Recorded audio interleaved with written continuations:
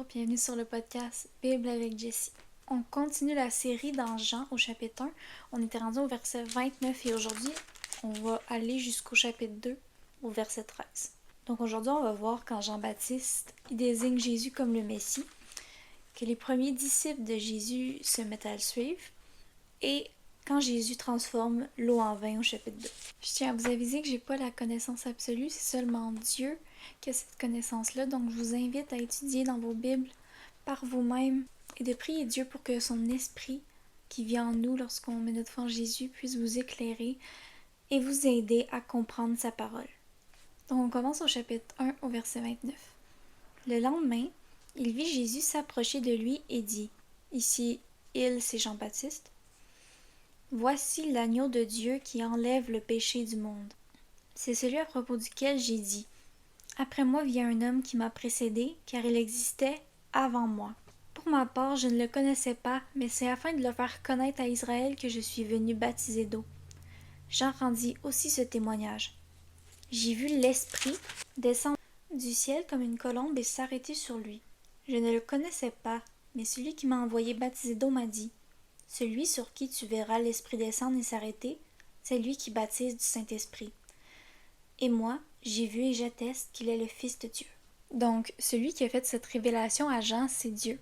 Donc, Dieu a dit, celui sur lequel tu vas voir l'Esprit descendre et s'arrêter, ça va être lui le Messie. Le lendemain, Jean était encore là avec 2 de ses disciples. Il vit Jésus passer et dit, « Voici l'agneau de Dieu. » Les 2 disciples entendirent prononcer ces paroles et suivirent Jésus. Jésus se retourna et, voyant qu'ils le suivaient, il leur dit, « Que cherchez-vous » Ils lui répondirent, « Rabbi », ce qui signifie maître, « où habites-tu » ? Venez, leur dit-il, et voyez. Ils y allèrent donc, virent où il habitait, et restèrent avec lui ce jour-là. C'était environ 4 heures de l'après-midi. Donc Jean, il avait 2 disciples, et il désigne Jésus comme étant l'agneau de Dieu. Alors les 2 disciples de Jean se sont mis à suivre Jésus, puis l'un d'eux, c'était André, qui est le frère de Simon, nommé aussi Pierre parce que Jésus lui donne un autre nom. On va voir ça plus futurement. André, le frère de Simon-Pierre, était l'un des 2 qui avait entendu les paroles de Jean et qui avait suivi Jésus. Il rencontra d'abord son frère Simon et lui dit, « Nous avons trouvé le Messie, ce qui correspond à Christ. » Il le conduisit vers Jésus.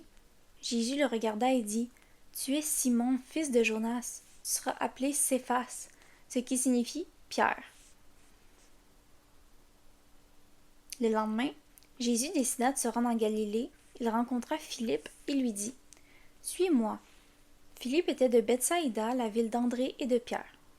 Philippe rencontra Nathanaël et lui dit, « Nous avons trouvé celui que Moïse a décrit dans la loi et dont les prophètes ont parlé, Jésus de Nazareth, fils de Joseph. » Donc on peut voir que Jésus,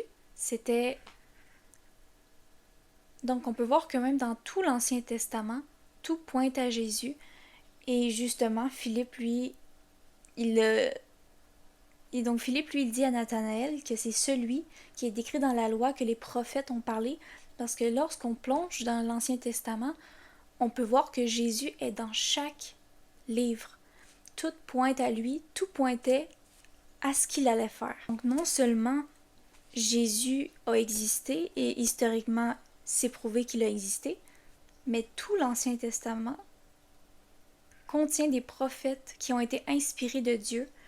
Et on voit Jésus dans tous ces chapitres-là, même s'il n'est pas encore là, et c'est pas son nom qui est utilisé, c'est pas écrit Jésus, mais il y a plein de références à ce que Dieu allait faire, que Dieu allait venir en tant qu'homme pour nous sauver, pour être le sacrifice ultime pour nous réconcilier avec lui-même. Donc Dieu avait tout prévu. Dieu a inspiré les prophètes de l'Ancien Testament et c'était des années et des années avant Jésus. Donc même Genèse qui a été écrit par Moïse, puis ça a été écrit vers 1450 à 1410 avant Jésus, avant sa naissance. Et dans la Genèse, on peut voir plein de références qui pointent à Jésus, qui pointent à ce que Dieu va faire. Puis justement, la différence entre l'Ancien et le Nouveau Testament. Vraiment, dans l'Ancien Testament, on peut voir la première alliance entre Dieu et les hommes. Et les textes pointent constamment à ce que Jésus va faire, donc à ce que Dieu vienne en tant qu'humain ici pour accomplir tout ce qui est prophétisé dans l'Ancien Testament, pour pouvoir nous réconcilier avec lui, payer la dette qu'on doit parce qu'on s'est rebellé contre Dieu, on a choisi de se détourner de lui. Donc dans le Nouveau Testament, on peut voir une petite partie sur la naissance de Jésus. On voit beaucoup d'informations sur tout son ministère dans les évangiles, tout ce qu'il a fait, tous les miracles qu'il a accomplis. Et les Juifs, les pharisiens, qui connaissaient la loi par cœur, ils la savaient sur le bout de leurs doigts. Mais leur apparence extérieure ne reflétait pas l'intérieur de leur cœur parce que lorsque Jésus est venu, ils l'ont rejeté, ils l'ont envoyé pour qu'il se fasse crucifier. C'est exactement ça qui était prophétisé dans l'Ancien Testament avant la naissance de Jésus. Donc ça, je trouve ça vraiment intéressant. Puis ça, ce que les pharisiens ont fait, on va le voir dans les prochains chapitres. Et ça me fait vraiment penser à l'Église catholique. Et je veux juste faire une parenthèse que je mets pas les catholiques tout dans le même panier. Je parle vraiment de ceux qui ont abusé de leur autorité, de leur savoir pour satisfaire leur orgueil. Donc, ça me fait aussi penser au fait que si on a eu une mauvaise expérience avec l'Église, une mauvaise expérience avec des pasteurs, des gens qui se disent chrétiens parce qu'ils ont fait des choses horribles, il faut vraiment pas associer Dieu à ces actions-là parce que n'importe qui peut se dire chrétien comme les Juifs se disaient. Les pharisiens, eux, passaient leur vie à servir Dieu de l'extérieur. Et Jésus l'a clairement dit, c'est que l'intérieur du cœur, c'est ça qui est important. Donc on peut avoir une apparence extérieure chrétien, mais si dans notre cœur on n'est pas proche de Dieu, on n'a pas de relation avec Dieu, notre nature humaine va toujours prendre le dessus. Sache que si des gens t'ont fait du mal, ils se proclamaient chrétiens, et qu'ils ont fait du mal, qui ont fait des choses qui vont à l'encontre de la parole de Dieu, c'est-à-dire la Bible, sache que ces gens-là ne représentent pas Dieu. Lorsqu'on suit Dieu, on a une relation avec Dieu et Dieu nous change de l'intérieur. Puis l'extérieur, c'est un résultat de ce changement-là dans notre cœur. C'est pas par nos actions extérieures qu'on peut changer notre cœur. C'est Dieu qui change notre cœur et ensuite on produit des fruits parce que Dieu nous change, l'Esprit de Dieu vit en nous et il ne faut pas s'arrêter à des choses que des chrétiens peuvent avoir faites ou dit parce que si ça va à l'encontre de la Bible, il faut réaliser que ces gens-là ne représentent pas Dieu.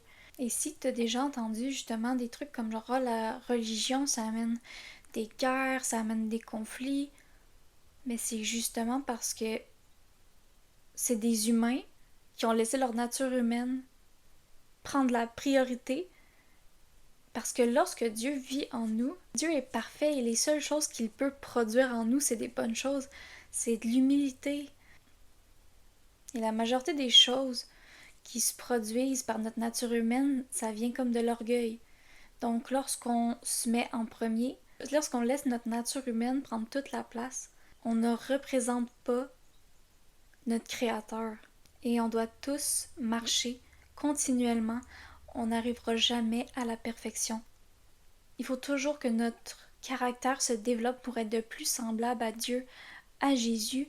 Il est venu sur terre en tant qu'humain et c'est un exemple parfait pour nous qu'on devrait essayer toujours d'atteindre. Et il y a beaucoup de gens qui peuvent se dire chrétiens, mais qu'au fond, ils n'ont aucune relation avec Dieu. Ils n'ont pas accepté Dieu dans leur cœur, ils ont seulement un aspect religieux, un aspect extérieur. Et je vous invite vraiment à avoir du discernement, à demander à Dieu qu'il vous donne du discernement pour pouvoir spotter les faux enseignements des vrais enseignements, de toujours se référer à la parole de Dieu, demander à Dieu en prière parce que c'est lui qui sait tout, c'est lui notre créateur et ce n'est pas les humains. Les humains, on est tous imparfaits. Et aucun humain va avoir à 100% toujours raison. C'est juste Dieu qui peut avoir ça parce qu'on a tous nos défauts. On a une nature humaine des fois qui prend le dessus. Et ensuite, on peut faire le contraire de ce que Dieu nous enseigne, de ce que Dieu veut faire en nous. Donc je vous invite vraiment à ne pas vous arrêter à ce que des chrétiens ont pu vous faire pour avoir une relation avec Dieu parce que c'est pas du tout la volonté de Dieu ce que ces gens-là ont pu vous faire. Ce que ces gens-là ont pu te dire ou te faire, c'est pas du tout la volonté de Dieu. Et Dieu t'appelle, il veut que tu reviennes à lui et que tu ne te laisses pas faire par des humains qui ne l'ont pas bien représenté parce que nous, on est imparfaits, on ne sera jamais capable de le représenter à 100%, mais on sait qu'il est là, on sait qu'il est notre créateur et on a tous besoin de lui. Notre but ici, sur cette terre, c'est pas juste de vivre notre vie le plus longtemps possible et de rester ici, avoir un métier, avoir une famille, c'est pas juste ça. La chose la plus importante, c'est de sauver le plus d'âmes possible. Le but, c'est d'amener le plus de gens à se réconcilier avec Dieu parce que notre âme, elle est éternelle. Elle n'arrête pas après notre vie ici. La vie sur Terre, c'est rien. La vie sur Terre, c'est juste une petite portion de la réalité qui va se passer parce que la vie, ça ne s'arrête pas. Notre âme, elle est éternelle. Donc, notre but devrait être d'amener le plus de gens possible à Dieu pour qu'ils se réconcilient avec lui. Et Jésus est le chemin, la vérité, la vie. C'est le seul moyen de se réconcilier avec Dieu, c'est de mettre notre foi dans ce que Dieu a fait lorsqu'il est venu ici sur cette terre, qu'il a pris la forme d'un humain. Il s'est limité lui-même pour vivre une vie comme nous, pour être le sacrifice parfait, parce que le salaire du péché, c'est la mort. Et il est le sacrifice parfait qui nous donne la vie éternelle avec Dieu. Parce que si on ne se réconcilie pas avec Dieu, on va rester mort spirituellement. Et ça veut dire qu'après notre vie ici sur cette terre, on ne sera pas avec Dieu si on ne met pas, si on ne se réconcilie pas avec lui en prenant le cadeau qu'il nous offre parce que c'est lui qui fournit la réconciliation, même si c'est nous qui s'est rebellés contre lui. Se réconcilier avec Dieu parce que c'est ça qui est important. Et peut-être qu'en ce moment, tu n'as pas d'espoir, que tu te demandes la vie, ça sert à quoi? Eh bien, je peux te le dire que la vie ici, c'est une petite portion, mais que la vie continue après. Ta vie n'est pas finie après ta mort. Elle continue après. C'est pour ça que c'est primordial de se tourner vers Dieu, de se réconcilier avec notre Créateur, parce que c'est ça qu'il veut. C'est un Père aimant, il veut qu'on retourne dans ses bras, il veut qu'on court dans ses bras et qu'on accepte ce don-là qu'il fait, parce que sa volonté, oui, il nous donne le libre arbitre, mais il nous aime tous, chacun. Et son désir le plus grand, c'est qu'on se tourne vers lui, chaque être humain.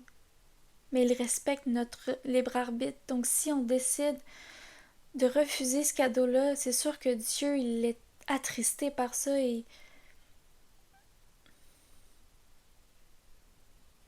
c'est pas sa volonté, mais il respecte notre liberté de choisir. Cette liberté de choisir-là, c'est soit qu'on décide de vivre éternellement avec Dieu ou vivre éternellement sans Dieu. Et je peux vous dire qu'il n'y a personne qui veut vivre éternellement sans Dieu. Puis si tu te dis que c'est pas grave, c'est correct, c'est que tu comprends pas l'ampleur de ce qui se passe ici. C'est qu'on comprend pas, par notre intelligence limitée, ce qui se passe ici. Qu'on n'est pas ici pour rien. Et ce vide-là en toi, ce vide-là que tu cherches à combler avec plein de choses, ce vide-là, il est pour Dieu. On a tous un trou dans notre cœur qui a besoin de Dieu parce que aucune chose matérielle, aucune personne ne peut combler le manque parce qu'on a été créé pour être en relation avec notre Créateur. Mais je t'invite vraiment à prier, à demander à Dieu de se révéler à toi parce que oui, il est là, oui, il existe et c'est le seul chemin. Le seul chemin pour la vie éternelle, c'est Jésus et il n'y a pas d'autre chemin. Je vais continuer donc la suite. Le lendemain, Jésus décida de se rendre en Galilée. Il rencontra Philippe et lui dit « Suis-moi ». Philippe était de Bethsaïda, la ville d'André et de Pierre. Philippe rencontra Nathanaël et lui dit « Nous avons trouvé celui que Moïse a décrit dans la loi et dont les prophètes ont parlé. Jésus de Nazareth, fils de Joseph. » Nathanaël lui dit « Peut-il sortir quelque chose de bon de Nazareth ?» Donc ici, on peut voir que Nazareth, de base, c'était vraiment une ville avec une mauvaise réputation. Philippe lui répondit « Viens et vois. » Jésus vit Nathanaël s'approcher de lui et dit de lui « Voici vraiment un Israélite en qui il n'y a pas de ruse. » « D'où me connais-tu » lui dit Nathanaël. Jésus lui répondit « Avant que Philippe t'appelle, quand tu étais sous le figuier, je t'ai vu. » Nathanaël répondit « Maître, tu es le Fils de Dieu, tu es le roi d'Israël. » Jésus lui dit Parce que je te dis que je t'ai vu sous le figuier, tu crois? Tu verras de plus grandes choses que celles-ci. Il ajouta, en vérité, je vous le dis, vous verrez désormais le ciel ouvert et les anges de Dieu monter et descendre au-dessus du Fils de l'homme. C'est vraiment intéressant, mais cette partie-là, Jésus fait référence à ce qui était écrit dans Genèse 28. Dans Genèse 28, Jacob avait rêvé qu'il y avait une échelle qui touchait la terre et qui se rendait jusqu'au ciel. Il voyait des anges monter et descendre de celle-ci. Puis ce qui est spécial, c'est que Jésus dit à Nathanaël qu'il n'y a aucune ruse en lui.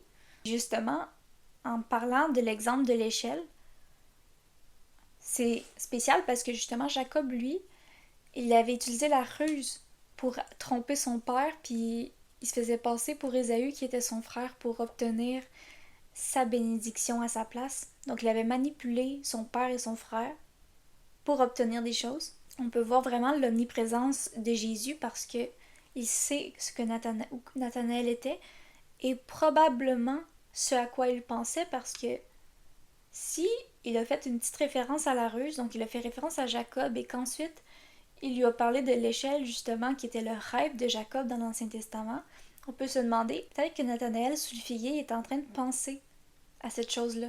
Il était peut-être en train de penser à ça sous le figuier, de penser à Jacob puis à son rêve. Puis justement, le Fils de l'homme, ça désigne Jésus. Puis quand il dit « Vous verrez des anges de Dieu monter et descendre au-dessus du Fils de l'homme », c'est comme si, justement, Jésus, c'est l'échelle. Il est celui qui permet l'accès à l'éternité. Faut être conscient que Nathanaël était sous le choc parce que lui, c'est la première fois qu'il rencontre Jésus. Puis là, Jésus lui dit qu'il l'a vu sous le figuier. Il a l'air de lui dire qu'il savait à quoi il pensait parce qu'il a fait référence à cette histoire-là. Donc là, tout de suite, Nathanaël, il dit « Tu es le Fils de Dieu, tu es le roi d'Israël. » Puis Jésus dit « Waouh, juste parce que je te dis ça, tu crois?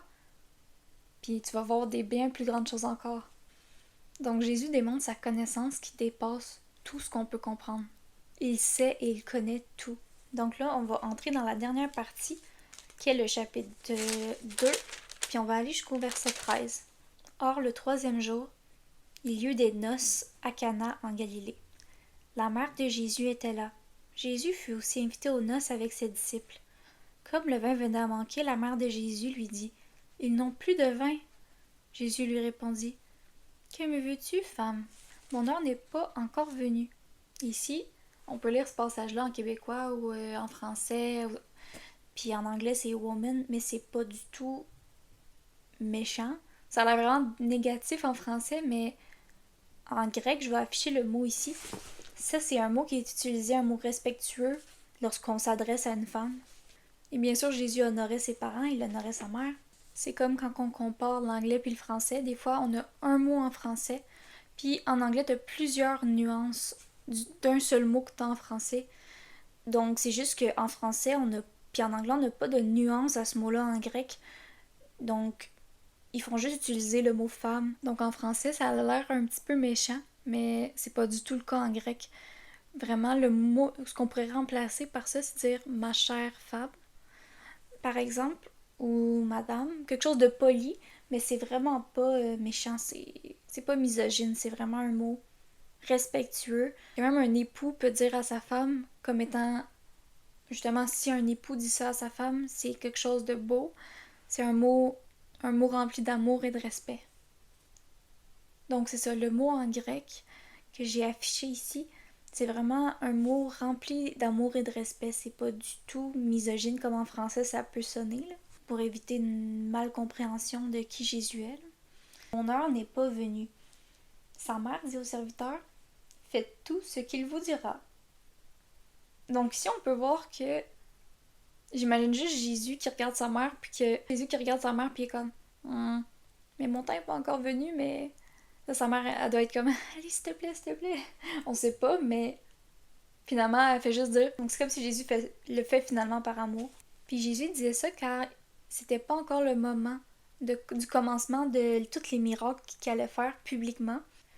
Or, il y avait là 6 jarres de pierre destinées aux purifications des Juifs et contenant chacune une centaine de litres.